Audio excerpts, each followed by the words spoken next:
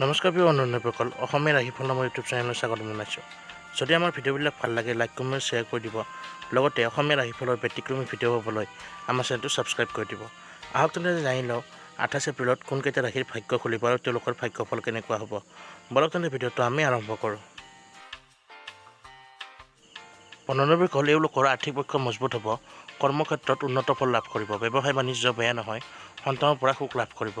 লগতে ঘৰতো আনন্দৰ মহল সৃষ্টি হ'ব, সদস্যবোৰৰ মাজত মিলাপ্ৰীতি বাঢ়িব, বিশেষকৈ ভাই ভনী আৰু মাতা পিতাৰ মাজত সম্পৰ্ক আগতকৈ যথেষ্ট মধুৰ হ'ব। জীৱনসংগীৰ লগতো সম্পৰ্ক বেয়া নহয়। যদি প্ৰেমিক প্ৰেমিকাসকল আছে তেনেহ'লে তেওঁলোকৰো প্ৰেম জীৱন আগতকৈ উন্নত হোৱা দেখা যাব। মুঠতে চালে সকলো পিনে এওঁলোকে সফলতা লাভ কৰিব আৰু ভাগ্য সুপ্ৰসন্ন হোৱাৰ ফলত বিভিন্ন বস্তু সহজতে লাভ কৰিব।